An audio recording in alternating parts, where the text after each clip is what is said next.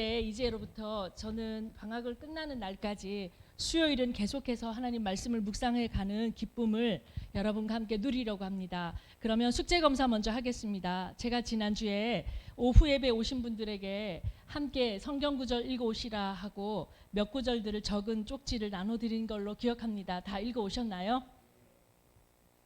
역시 장학생이십니다. 역시 장로님. 오늘 제가 말씀 중에 장로란 단어를 할 텐데 귀하십니다. 여러분 이걸 읽어오시면 보는 만큼 이게 보이는 것만큼 알게 되고요. 아는 만큼 사랑하게 되는 그런 역학 속으로 들어가십니다. 해서 그저 그냥 흘려들어서 이게 말씀이니 내 마음에 새겨주십시오 하는데 새겨놓을 그릇을 만들어 오시면 더 좋겠습니다. 해서 말씀을 그저 읽지 마시고 제가 제 성경을 이번 해부터 새로 바꿨는데 성경에는 이렇게 색칠이 되어 있으면 더 좋습니다. 손때 묻고 여러분이 원하시는 그 글귀에다가 단어 새로 발견하시면 동그랗게 색칠도 해놓으시고 이렇게 말짱하게 완전 새 것처럼 들고 다니는 성경 아니라 읽고 또 읽고 읽고 또 읽어서 새로 발견하는 그런 성경이 되시기를 원합니다.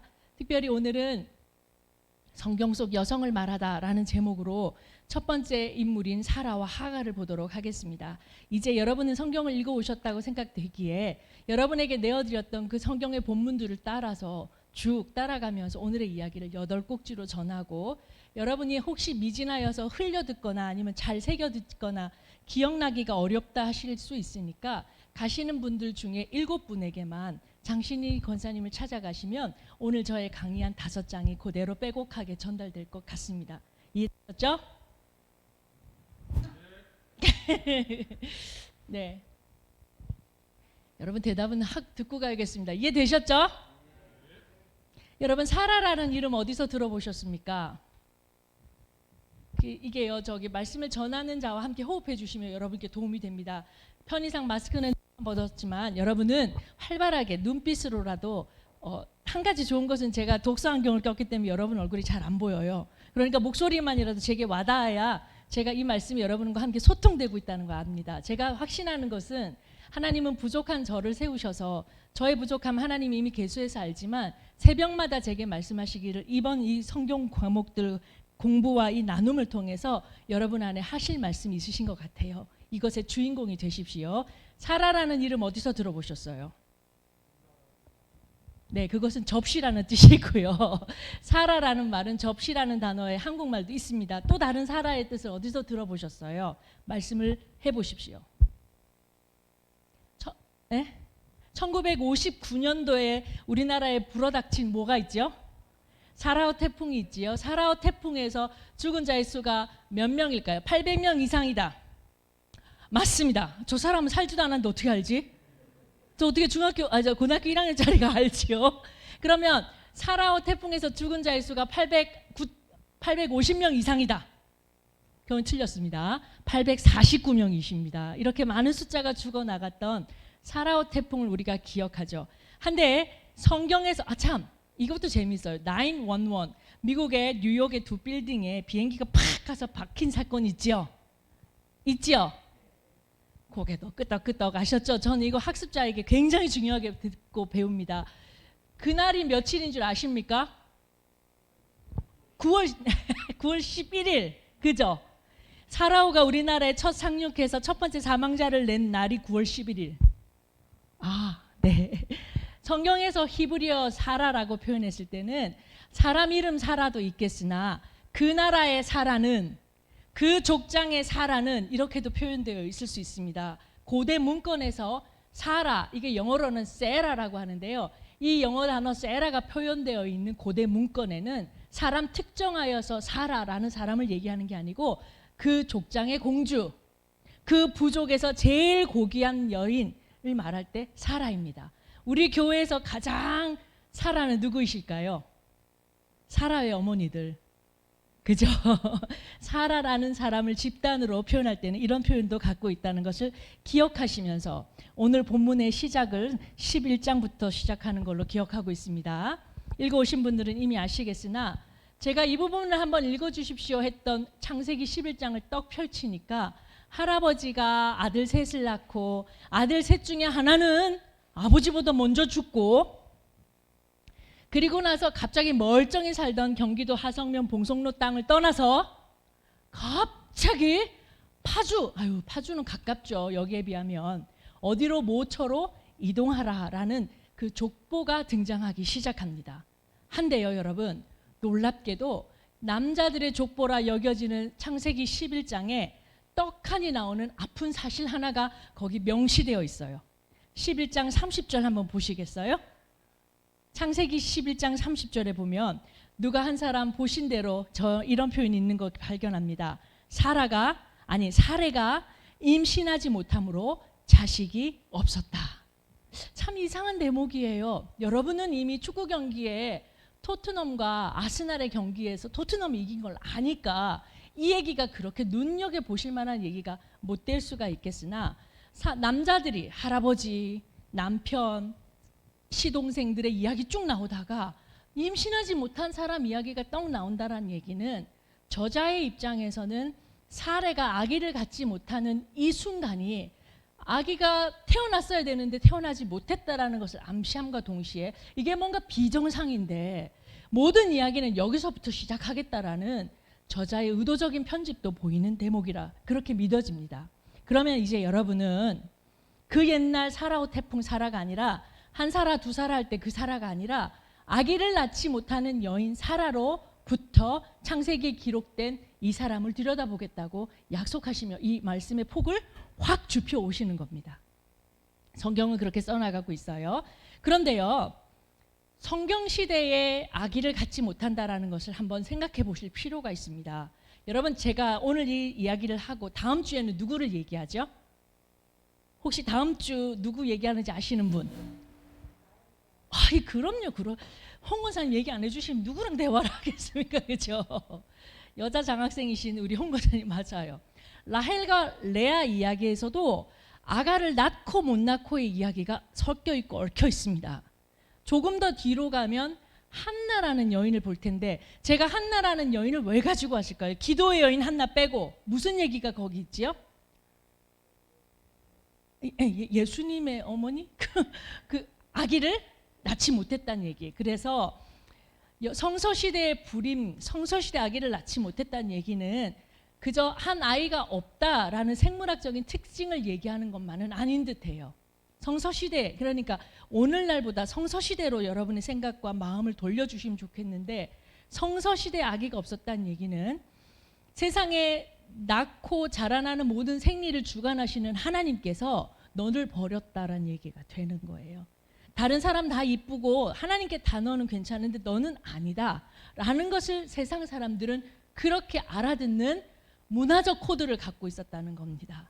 여기서 한 가지, 성서의 모든 배경이 되는 이야기가 성경이 그랬으니 오늘 우리에게도 라고 적용할 수 있는 부분도 있겠으나 그것이 아닌 성서적 배경과 그때 사람들의 생각 속에서 무엇이 무엇이다라고 이걸 제대로 놓는다라는 의미로 정치한다고 합니다. 이 개념을 그곳에 두고 생각할 때 사라와 그곳 또 결혼 아니지. 동침하자마자 아가를 금방 가졌던 하갈이 곧 이따 나타날 건데요. 하갈이 여주인은 아가도 못 가지고 이렇게 됐을 때 이 시기 질투와 아니 저것이 내 노예였는데 요랬던 그 역학관계가 어떤 텐션을 갖고 있는지에 심적으로 동의가 되실 수가 있습니다. 해서 옛날 성서시대 고대에서는 하나님의 표식의 상징으로 보여졌다라는 게 이게 또 하나 어디에 있느냐면 함무라비 법전에도 있습니다. 함무라비 법전이라고 세상에 처음 나온 법전이거든요. 돌멩이에 새겼대요. 돌멩이에 새긴 그 법전에 보면 아가 못 낳는 사람은 어떻게든 남편에게 아가를 얻어줘라. 이래서 사라가 하갈을 남편의 침실로 들여보내는 그런 얘기가 있습니다. 이해가 좀 되시나요? 예, 요 얘기까지가 여러분에게 조금 더 문화적 배경을 설명할 수 있었으면 좋겠습니다. 다음 구절로 한번 봤던 기억이 저는 창세기 12장이거든요. 여러분 창세기 12장 한번 펼쳐보시죠. 성경을 펼치면서 눈으로라도 다 꼼꼼히 읽지 못하셨을지라도 이야기 배경을 좀 알고 넘어가시면 좋을 것 같아요. 창세기 12장에 누가 1절과 2절만 큰 소리로 누구든 좋습니다. 나 여기 있어요 하는 표정으로 창세기 12장 1절과 2절 시작. 큰 소리로 시작. 아무나 읽어주십시오.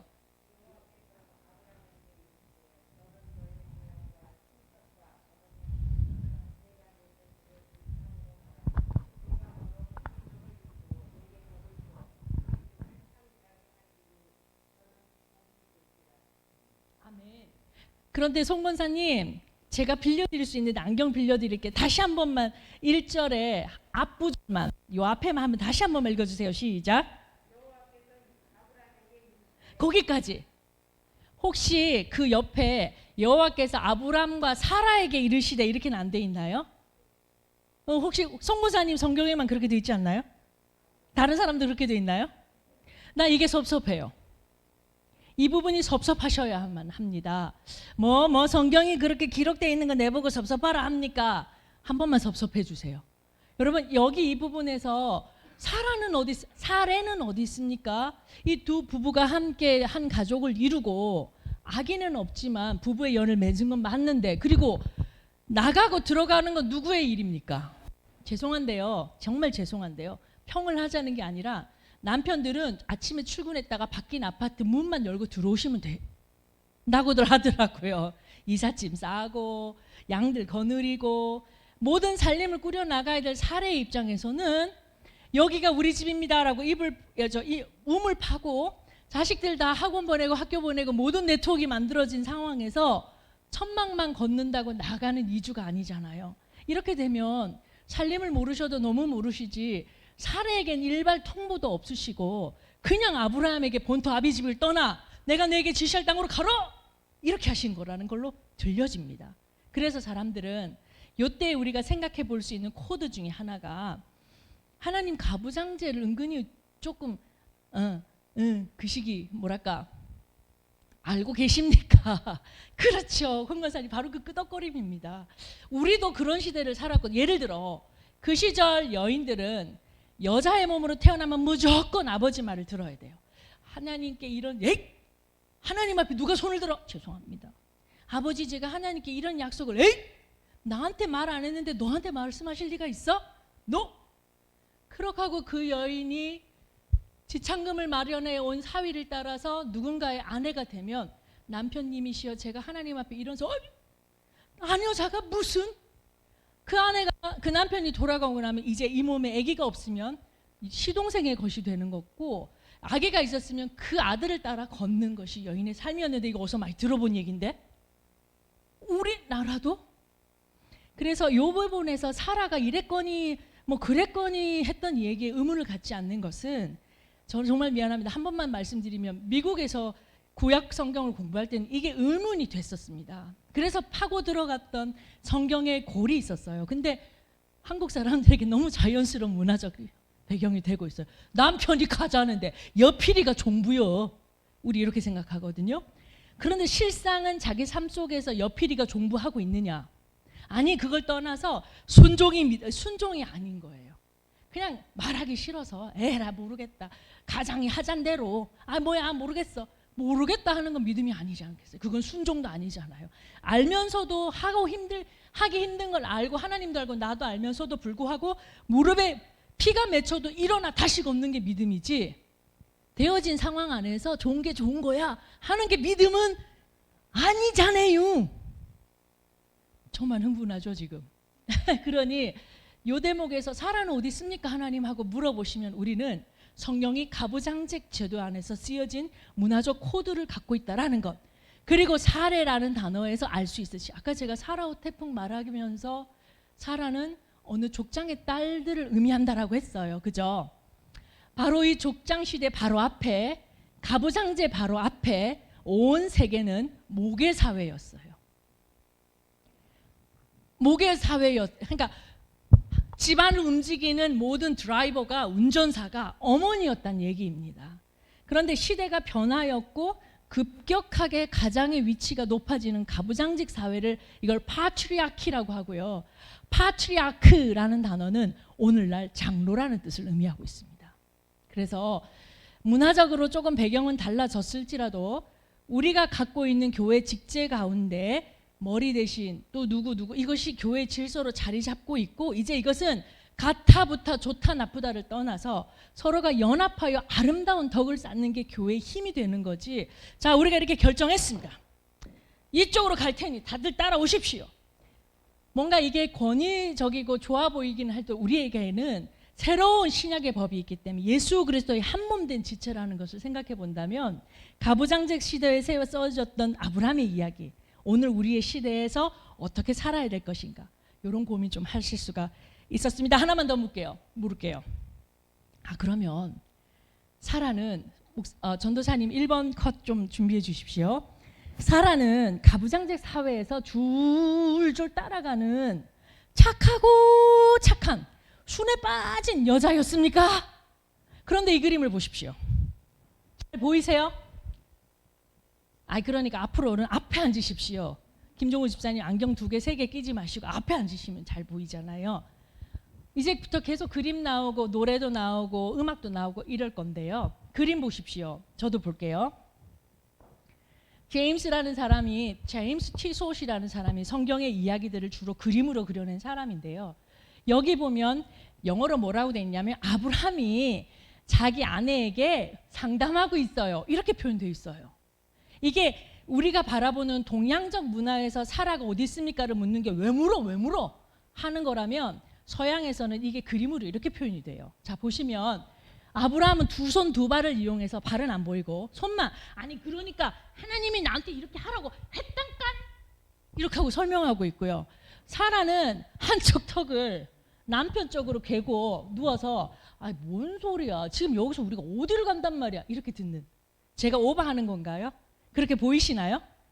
그죠? 이렇게 볼 때 아브라함은 사라의 허락을 득하지 아니하고는, 사라와 동행하지 아니하고는 한 걸음도 갈 수 없었던 성격을 보여주고 있습니다. 오바라고요? 아니요. 이제부터 여러분 저와 함께 깊어질 성경 공부에 아브라함은 별로 멋있는 남자가 아닙니다. 우유부단하고 맨날 개다리 잘 춤추면서 여보 어떻게 하지? 어떡하지? 이렇게 묻고, 심지어는 남의 남자 당신 와이프 너무 예쁘대, 그랬더니 우리 누나예요? 데려가세요? 이런단 말이에요. 그러는 사이에서 강단 있게 자기에게 주어진 길을 걸었던 사라 이야기로 비추어 갈 겁니다. 이 그림이 그거의 첫 번째 꼭지가 되겠습니다. 또 가볼게요. 목사님 아무리 성경 공부를 열심히 가르치셔도 그렇지 사라를 너무 그렇게까지 주체적이었을까요? 예. 얼마나 주체적인 여유였는지를 한번 볼게요. 여러분 창세기 15장으로 한번 가보시죠. 좀 몇 장 조금 넘어가실까요? 눈으로라도, 그러니까 읽어오시면 더 재밌다는 얘기가 이 얘기입니다. 창세기 15장 읽으셨죠? 거기 보면 이런 말씀이 있어요. 하늘의 별을 봐라, 땅의 모래를 봐라. 하나님이 너에게 이만큼 많은 자손을 줄 거야. 하나님이 아브라함과 약속하시는 것을 이렇게 천막 안에서 아마도 얘기를 했는지 어찌했는지 16장을 슬쩍 한번 넘어가 보십시오. 16장에 사라는 뭘 하고 있는 줄 아세요? 여러분 넘어가셨어요? 15장에 봐봐 아브라함아, 하늘의 별, 땅의 모래, 자식 많아질 거야. 이 얘기를 하나님 나한테 약속하셨어, 사례 와이프야. 이 얘기를 듣자마자 16장에 바로 이어지는 얘기가 사례가 하갈을 자기 남편의 침소로 들여보내요. 우연한 편집의 그 부득이 아닐까요? 우연히 15장 16장 만들어진 거 아닐까요? 그렇게 읽혀지지 않습니다. 왜냐하면요, 잘 들어보십시오. 중세 전까지는, 중세 그러니까 이렇게 드레스 입고 다니던 시대 말이에요. 중세 전까지 성경은 장절 구분이 없었답니다. 그러니까 지금 우리가 읽었듯이 여기까지 15장, 그 다음에 16장, 이거 중세 이후의 신학자들로부터 나눠진 장절 구분이에요. 처음 쓰여졌을 때부터 장절이 만들어진 게 아니라고요. 그럼 저자는 하나님의 약속을 실행해 나가는 것으로 천막 뒤에서나 들었던지 밤에 남편에게 들었던지, 그래? 그러면 빨리 실행해야겠구나 라고 자기 종 하갈을 자기 남편에게 들여보내는 사라가 훨씬 적극적인 모습으로 보이지 않느냐, 요 대목입니다. 그렇게 보이세요? 권사님 맞나요? 그래요. 그래 보여요. 그리고 아까도 말했듯이 함무라비 법전에서는 자식 못 낳는 거 자랑 아인께 가서 첩이라도 어떻게 해서 남편에게서 아이를 낳아줘라. 법전에 있었던 시대를 살았던 여인 사라는 돌아보니 제일 예쁘고 음전해 보이는 하갈이 마음에 들었던 겁니다. 자, 그러면 조금 넘어가서요. 제가 사라가 이렇게 적극적이었다는 것에 대해서 조금 동의가 되십니까? 동의가 안 되세요? 한 가지 더 포인트가 있는데 이거 좀 넘어갈게요. 그러면 예뻤던 여인 사라로 한번 가보겠습니다. 창세기 12장에 한번 다시 가보실 텐데요. 창세기 12장에서 보면 11절에서 14절에 얼토당토한 일이 생기면서 하갈이 등장하는 대목이 나오거든요. 창세기 12장 11절 14절에 보면은 사라가 심히 아름다웠대요. 적극적이면서 심히 아름다운 여인이. 오늘날 연예인으로 치면 누구쯤으로 연상이 되십니까? 예, 뭐 텔레비전 안 보시니까 잘 모르. 뭔가 적극적이면서도 어여쁘기까지 했다라는 것은 아마 지금 시대의 사람들이 좋아하는 여인의 모습인 것 같아요. 맞지요?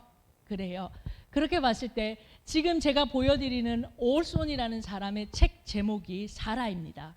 이 올손은 유명한 베스트셀러 작가인데요.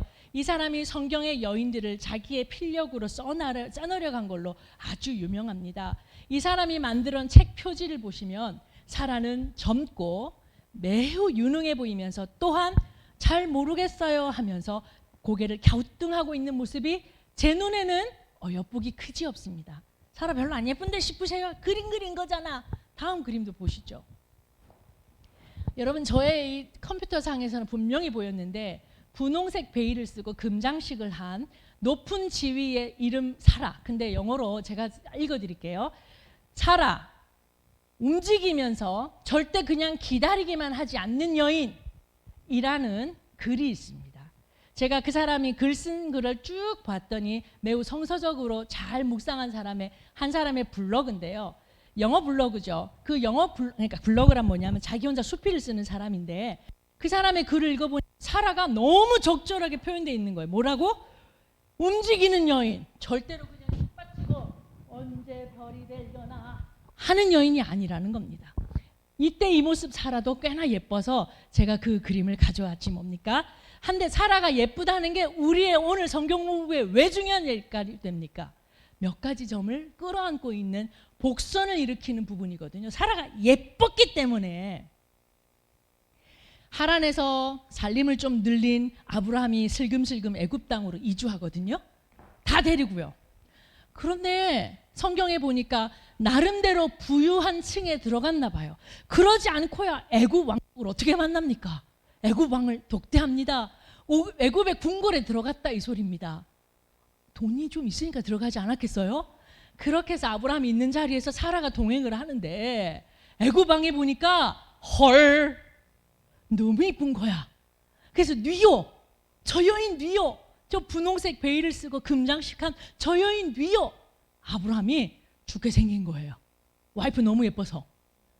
약간 못생길 필요가 있어요, 저처럼. 이게 참 생활에 도움이 돼요. 너무 예쁘니까 죽게 생긴 거예요. 그러니까 제 동생. 예, 제 동생. 그래? 애굽 왕이 그날 밤에 모욕 제기하고 내 침전으로 들여라. 이렇게 된 거예요. 하나님이 막지 않으셨으면 사달이 날 일입니다, 이거. 그죠? 아브라함이 자기 아내도 자기 목숨, 왜냐면 나그네 목숨에 겨우 이른 식구에 어디로 갈지 모르는 이 나그네 땅에서 애굽 왕이 야, 너 죽었어 이러면 죽어야 되는 상황이니까 하나님의 약속이고 뭐고 다 뒷전이고 우선은 살고 보자. 당신이라도 들어가서. 이게 지금 여러분에게는 이해가 되는 상황입니까? 하나님이 막아주셔서 사라가 거기로부터 뒷걸음질 쳐서 살아나옵니다. 이런 일이 나중에 한 번 더 있어요. 그때는 어느 왕인지 한 번 더 있어요. 이름이 뭐였죠? 아비멜렉에게. 그때는 심지어 있잖아요. 하나님이 사라 네 몸에서 아들이 날 거야 라고 적시하셨는데도 또 누납니다 하고는 진짜 매력 없는 남자. 혼자만 그렇게 생각했나요? 이런 사라 가운데서 요런이 와중에 이런 사달이 날 뻔한 이 애굽 땅에서 하갈이 등장해요. 하갈은 그때 애굽 여인이었는데 돌아서 가나안 땅에 가면서 어여삐 여기고 사라가 너랑 나랑 같이 동행하자 했던 그 하갈을 아들을 없는 사라가 자기 남편에게 들여보낸다. 그런 얘기가 이 어여쁨 안에서 일어나지 않았을까 싶습니다. 하여 이제 15장 여러분 4번 한번 보여주실래요? 이건 영화 속 한 장면입니다. 머리를 닦고 있는 사람은 하갈이고요. 그 앞에 금장식을 하고 앉아있는 사람은 사라라고 장식되어 있는 영화 속 한 장면입니다. 보시면 좀 더 까무잡잡한 피부를 갖고 있는 거 보니까 애굽 여인이었다는 것. 그리고 앞에 사라는 여러분 구분이 안 되시겠으나 매우 어여쁘고 하얀색 피부를 가진, 그때 그렇게 하얗지 않았겠으나 변별하여 보기를 주인이다, 이런 뜻을 갖고 있는 요 그림이 하갈과 사라의 관계를 여러분이 좀 보실 수 있었으면 좋겠습니다. 여러분 지금까지 잘 따라오고 계신가요? 즐겁게 듣고 계신가요? 그럼 이야기 좀 더 달려가 볼까요? 본격적이거든요. 이제부터. 문제가 드라마 어디서 끝났습니까? 남편의 방으로 첩이 들어갔단다. 여기서 끝나버리면 이거 시청률이 막 지금 올라가고 있지 않겠어요? 다음 얘기로 한번 넘어가 볼게요. 여러분 바로 그 얘기가 창세기 15장에서부터 한번 다시 가보려고 합니다. 창세기 15장의 언약이 체결 이후에 곧바로 인간적인 실행을 감행했던 액션하는 사라, 그 사라의 그림을 제가 한번 보여드릴게요. 이건 조금 더 흐리게 나왔네요. 아드리안이라는 사람의 유명한 그림인데요. 그래도 눈을 자꾸 이렇게 크게 만드셔서 그림을 유심히 봐 보십시오. 건장한 벗은 몸의 남자는 누구다? 여태 공부 안 하시고 남자는 하나밖에 안 나와서 이제까지. 누구예요? 아브라함이죠. 원빈이나 현빈은 아닙니다. 설마 저 나이에 저 몸매였을까요만은 이상향을 그리는 법이기 때문에 옛날 서의 화가들은 아브라함이고, 그 사람보다 한 3배는 늙어 보이는 옆에 있는 눈앞벌 사람 누굽니까? 사라입니다. 그 사람이 지금 벗은 몸의 아브라함에게 대해서 중간에 한 여인을 가리키고 있어요. 그 중간에 있는 뽀얀 피부의 여인은 누굴까요? 하갈? 맞아요. 이게 잘 안 보이셨다면 다음 그림으로. 이 그림은 좀 더 리얼합니다. 원래 저 사람 매티아스라는 사람이 그림을 굉장히 사실적으로 그린다는 설명이 있었습니다. 보시면 하갈이 거의 벗었고 아브라함은 정말 민구하고 죄송하지만 하체까지 거의 다 벗어 있는 상태로 보여요. 그런데 혼자 바쁜 주름진 여인이 누굽니까? 사라. 예. 그런데 여러분이 이 장면에서 눈여겨 보실 게 이 그림입니다. 하갈과 사라의 관계를 가만히 보시면 물리적으로 딱 눈에 보이는 게 아이고 늙은 사라, 아이고 탱탱한 하갈, 요거 말고도 확신에 차 있는 사라 얼굴 보이십니까? 이거 맞아, 이렇게 하는 거 맞아. 그런데 나 도대체 어디로 가는지 몰라서 멍 때리고 있는 하갈. 이게 신분의 차이에서 나오는 거죠. 주체적으로 이 일을 결정해서 가는 사라와, 이게 하나님 뜻이야, 15장에 그렇게 말씀하셨잖아, 16장에 그러니까 첩을 내려보내는 거야, 혼자 액션하고 있는 하갈과 사라와 자기 신분이 여기까지 온 것도 이해가 안 되는데 나 여기 어디, 나는 누구, 여기는 어디 하고 있는 하갈. 다음 그림 보실까요? 이 그림도 만평가로 유명한 사람의 그림인데요. 흑백으로 그려져 있는데 여러분 여기서 자세히 안 나오는 것 또 하나가 있는 게 뭐냐면 하갈과 사라가 있는 것 2개 말고 아브라함의 얼굴을 좀 보십시오. 희미하게나마 그 얼굴에 번지는 미소, 아싸이 좋아하는 이 영감의 얼굴 보이십니까? 이게 저는 그래서 이 사진을 갖고 온 거예요. 제 컴퓨터에서 이 사진을 갖고 왔을 땐 아브라함을 훨씬 더 크게 웃었어요. 자, 이게 뭐냐면 내가 하나님의 뜻을 이룰 수 있는 게 내 아내 덕분에 내가 이것을 이룰 수 있구나, 또 그렇게 자신의 몸에서 아들을 낳을 수 있겠다라는 생각에 씩 웃고 있는 아브라함, 이미 하갈의 손을 덥석 잡고 있습니다. 이렇게 해서 하갈이 자신에게서 떠나서 자기 남편에게로 가는 것을 보는데 16장 6절 한번 보십시다.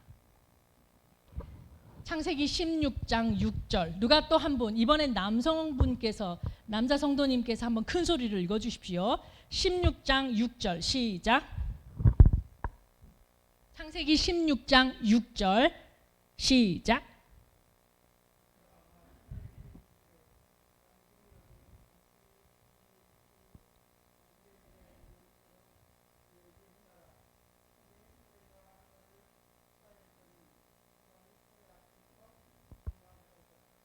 아멘. 예, 앞으로는 좀 더 똑똑하게 가져주세요. 여기서 단어가 톡 튀어 올라와야 되거든요. 이게 학대라는 단어가 톡 튀어 나와야 됩니다. 군박했대요. 그러면 그냥 하가라, 너 애기 가졌다고 1억이야? 뭐 요 정도였을 것 같아요. 요 단어 학대라는 단어는 언제 쓰였냐면 이집트에서 이스라엘 백성이 일하지 않아서 채찍을 쳤다라고 할 때에 그 단어가 쓰였답니다. 하니까 발로도 뻥 찼을 거고 밥도 안 줬을 거고 머리채도 잡았을, 물리적, 심리적 모든 것이 가용된 그런 폭력이 사라로부터 하갈에게 닿았다라는 거예요. 살 수 있겠습니까? 그래도 참고 살아야지. 그렇게 성경 읽으면 재미없다니까요. 그래서 하갈을 어떻게 합니까? 도망을 합니다. 그죠? 그래서 하갈이 도망했을 때에 여러분 16장 11절 한번 다시 이번에는 16장 11절 이번엔 또 여성 성도님이 한번 읽어주십시오. 16장 11절 시작.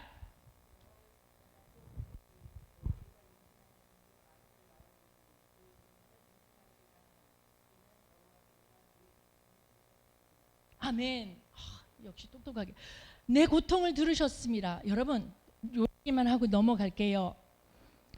여호와의 사자가 사람 앞에 나타나서 위로하고 하나님이 너를 보고 계시다라고 위로하고 격려한 방문이 성서에서 이게 첫 번째 방문입니다. 놀랍지 않습니까? 왕에게 오신 것도 아니고 대제사장에게 오신 것도 아니고 높은 권세 있는 사람한테 오신 것이 아니고 비천한 쫓겨나서 몸에 임신한 비천한 애굽 노예 하갈에게 성서에서 제일 먼저 여호와의 사자가 방문하셨어요. 그리고 뭐라고 하셨어요? 하나님 너 다 보고 있다. 그랬더니 이 하갈이 또 놀랍게 응답합니다. 바로 이 그림. 여호와의 사자가 아까 보셨던 제임스 티솥의 그림인데요. 이 어린 여종 하갈을 찾아왔고 하갈이 그때 이렇게 말합니다. 하나님은 엘로이의 하나님이시군요. 엘로이가 무슨 단어예요? 하나님 나를 다 보고 계시군요. 여기서 잠깐 여호와의 사자가 처음으로 방문했다 그랬지요. 분명히 제가 그랬지요. 성경에서 최초로 하나님이 누구이십니다라고 별명 지어준 여자도 하갈이 처음입니다. 놀라운 일이에요. 제가 이 성경 공부를 준비하면서 가장 은혜 받아서 진도가 안 나갔던 부분이 요 대목입니다. 하나님의 이름을 별명 지어 부를 수가 있어요. 예를 들면 서울로 진입하는 노원구에서 내 찬양 받으시는 하나님. 예를 들면 사람들 모두 다 나 잘못했다 그런데 내 마음의 진심과 진정 알아주는 이영진의 하나님. 별명 부를 수가 있는 거예요. 성서가 가르쳐 주어서 이렇게 고백하라 라는 그 성경의 기본적인 캐논으로서의 하나님 말고요. 내 하나님, 하갈이 지금 자기 하나님을 고백하고 있습니다. 부럽지 않으십니까? 나는 하나님이 이런 하나님이라 너무 좋습니다. 야 배운 대로 고백해 이게 아니고 야 사도신경이 나온 대로 고백해 이게 아니고 내 삶 속에서 거칠하지만 거칠거칠하고 정돈되지 않았지만 터져나오는 탄성으로 고백할 때 그것을 기쁘게 들으시고 나는 너의 하나님이야. 너는 내 자녀야 라고 이 지구상에 사람이라고 나밖에 없는 것처럼 나와 1대1로 교제하시는 그 하나님이 저를 수술방에서 만나주셨고 수술 위에 걷지 못할 때도 그 침상에 계셨다라는 게 하갈이 만났던 엘로이의 하나님인 거죠. 이래서 하갈이 얼마나 귀중한 사람입니까? 나는 이 부분이 참 은혜가 되었습니다.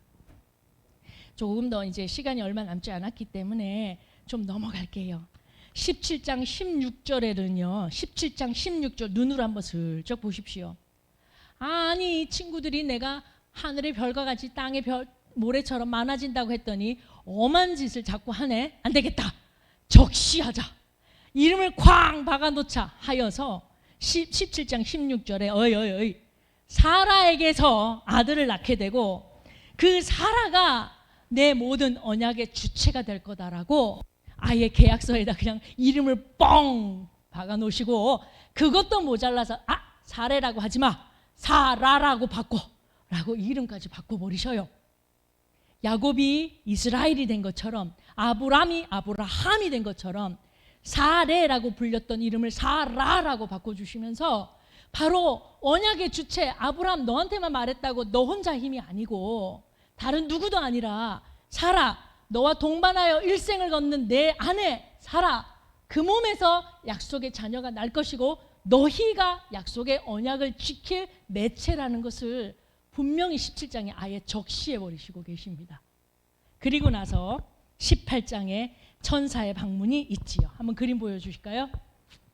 여러분 여기 그림에서 천사나 뭐 다른 주체를 보시지 말고요. 저 문 뒤에서 손가락 입에 물고 웃고 있는 사람이 누굴까요? 역시 작게 말씀하실 줄 알았어요. 사라 맞고요. 다음 그림 보시면 더 분명하게 보이네요. 빨간색 두건을 입었으나 위에 하얀색 수건을 쓴 문 뒤에서 실그머니 주름지게 웃고 있는 저 사람은 또 누굴까요? 사라예요. 이렇게 사라가 웃는 구절을 대비해서 보시면 오늘 이야기가 좀 마무리될 것 같은데요. 18장 12절에 천사가 방문했을 때 사라가 뒤에서 이랬어요. 저를 보세요. 성경은 집에 가서 읽어오시기. 18장 12절에 사라가 웃었다는 게 있을 때 내 아내에게서 아들이 이렇게 웃었을 거예요. 제가 좀 경박하게 표현하려고 애를 썼습니다. 이게 너무 웃기잖아요. 경수가 끊어진 여인이 아가를 낳을 거라고? 크게는 못 웃고 경박하게 실수하며 유머러스하게 웃었을 18절의 웃음은 다시 21장 6절에서도 한 번 더 웃고 있습니다. 21장 6절에는 아들 이삭을 낳고 하나님이 나를 웃게 하시니 듣는 자가 다 나와 함께 웃으리로다. 이때는 아가를 낳았어요. 이삭을 품에 안았어요. 이렇게 웃었을까요? 아닐 거예요. 어떻게 웃었을까요? 이렇게요. 한번 보시죠. 지금 사파로 그려진 이 그림 속에서 과연 실로 늙은 부부가 맞습니다. 아브라함 박상 늙으셨고 그것을 아기를 낳은 저 사람 할머니 아니고 엄마예요. 이 사라, 박상 늙은 사라가 이빨 다 빠진 사라가 함지박하게 웃고 있는데요. 저 웃음은 18장에 이히히 웃었던 실수와는 다른 웃음입니다. 그리고 또 하나 그림 보실래요? 이것은 어떤 작가가 초상화로 그린 건데요. 정말 연세 드신 고조 할머니 좀 보이지 않아요? 그래야 은혜가 되는데 그냥 다 정답만 보시지 말고 증조나 고조 할머니처럼 보이는 분이 이제 갓난아기 이삭을 품에 안고 있는 저 웃음, 얼굴에 살짝 보이는 저 웃음, 저는 이 웃음이 믿음의 진보라고 믿기 때문에 저 웃음에 집중하는 겁니다. 한 그림만 더 보여드릴 테니 조금만 더 집중해 보십시오. 그리고 이 여인이 입고 있는 옷을 보니까 현대 옷을 갈아입고 있다. 그죠? 현대 여인이라면 사라는 아마 저쯤 됐을 나이고요. 그리고 아가는 이렇게 벌거벗고 어미 품에 앉아 있을 겁니다. 그리고 저 여인은 보일 듯 말 듯 눈을 감고 묵상하며 기쁘게 웃고 있습니다. 아니요. 이 가에는 미소가 없어요. 안에서 웃고 있어요. 그랬을 때 21장의 이 웃음은 이제 하나님, 저는 하나님이 이기셨다는 걸 완전히 인정합니다. 나도 이 약속의 주체였고 하나님이 나에게 말도 안 하는 약속을 하셨으나 마침내 이루신 하나님이 우리 생명의 하나님 되신 것 하여 하나님 나는 죽고 하나님이 이기셨습니다. 하나님이 내 삶에서 이겨주셔서 감사합니다 라는 웃음을 사라가 웃고 있는 겁니다. 실제로 이삭이란 단어의 뜻이 뭡니까? 웃음이라는 단어를 갖고 있잖아요. 여러분 이야기는 여기서 끝낼게요. 사실은 이스마엘을 태어남과 쫓아내는 과정도 있고 그 다음에 막벨라 굴에 장사된 사라를 비추는 제목도 참 재밌는데요. 첫 시간에 원래 또 수업을 일찍 끝나면 그 선생님 인기가 많거든요. 그래서 없는 인기를라도 끌어보려고 시간을 조금 더 단축했을 때 요 대목에서 머물렀다가 제가 여러분과 잠깐 기도할 텐데요. 오늘 아침에도 Shall we dance라는 단어가 우리 강단에서 나왔을 때 참 기뻤습니다. 페리코레시스라는 단어를 또 듣게 되어서 너무 감사했었어요. 정말로 그런 사라의 웃음이 제게는 제가 준비했던 말씀과 새벽에 말씀 주시기 이렇게 하나로 합치되는 것 같은 느낌이 들었어요. 그리고 옛날에 제게 누가 찬송 제일 뭐 좋아하십니까? 그러면 전부여 의지 없어서 참 좋아했거든요. 대산을 넘어 험곡에 가도 좋아했거든요. 푸른 바다 나선이 몸 좋아했거든요. 근데 이상하게 시간 지나면서 가장 좋아하는 찬송, 학교에서도 목사님은 무슨 찬송이 제일 좋아요? 물으면은 이 찬양 자꾸 입에서 나와요. 성령이 계시네 할렐루야 함께 하시네. 그 앞에 구절은 내가 매일 기쁘게 순례길 행함은, 앞에 두 안 맞아요. 순례길을 행하면 먹는 것도 자는 것도 불편한데 어떻게 매일 기뻐해요? 아니 그런데요, 이게 사람의 힘으로는 안 기뻐지는데, 이게 돈도 좀 있고 인정도 좀 받고 이래야 기뻐지는 건데, 이게 그러면 18장의 웃음을 웃게 되는 거죠. 몸에 경수도 있고 날만 하니까 알을 주신다, 감사해라, 이러는 세상의 규준이 아니라 21장의 웃음을 웃는 거예요. 내게서 불가능한 일을 일으키시는 하나님, 말도 안 되는데 마침내 이루시는 능력의 하나님, 와, 센 하나님, 내가 매일 기쁘게 순례길을 행해도 나를 안보하시겠구나, 성령이 계시네, 이렇게 찬양하는 삶. 그리하여 춤추시고 나로 인하여 기뻐하신 하나님과 더불어 나도 팔짱 걸어끼고 하나 둘 셋 넷 하나 둘 셋 넷 춤추고 노래하며 함께 페리코레시스를 이루어가는 우리들의 신앙의 여정, 저는 이것이 사라의 웃음 속에 있다고 믿어져요. 그래서 좀 웃어볼까요? 여러분을 향해서 웃어보자고 하니까 제가 이거 오늘 밤 안에 웃겠나 싶어요. 그런데 그 링컨이 했대죠. 40살 이후에 얼굴은 자기가 책임지라고, 그죠? 그런데 많이 웃는 사람이 천국에서 받는 환대가 분명히 있을 거예요. 이름표 없어도 야, 너 예수 잘 믿었구나 하실 거예요. 얼굴이 벌써 보여주는 그런 기쁜 삶이 이와 같이 이어졌으면 좋겠다는 생각을 하면서 마지막 그림만 좀 볼까요? 이왕 준비된 거. 이야기는 이건 지금 하갈을 쫓아내는 아브라함. 이때도 되게 우유부단해요. 큰 근심을 했다고 그랬어요. 이거 어떻게 쫓아내? 막 이랬거든요. 그러니까 하나님이 나가라 해라. 경상도 하나님이 가라 해라. 이렇게 말씀하셔요. 그러니까 아브라함은 끝까지. 근데 요 아브라함이요, 놀랍게도 사라와 하갈 본문은 아닌데 제가 묵상하는 중에 이렇게 우유부단했던 아브라함이 자기 아들 단두로 그냥 목을 치려고 할 때는 대단히 과단성이 있어져요. 누가 하셨어요? 사람의 성장과 함께 하셨던 역사하신 믿음의 주인은 누구셔요? 아브라함? 그냥 믿음의 아버지라고 우리가 이름을 나중에 붙여준 거죠. 사실은 그러지 못한 그 인물을 거기까지 인도해 계신 성실에 뛰어난 하나님. 그러면 나도? 지금 성적 별로 안 좋은 나라도 하나님이 그렇게 끌어가시겠구나. 아브라함의 하나님, 이삭의 하나님, 야곱의 하나님이 나의 하나님이시니까, 이런 얘기가 있겠고요. 또 마지막 사진은 이게 제가 제일 좋아하는 구스타프 도레라고 하는 굉장히 유명한 그 그림 하시는 화가의 그림인데, 거의 벗은 몸으로, 여러분 여기 한쪽에 얼굴이 보이는지 몰라도 기갈하여 쓰러진 이스마엘이 보입니다.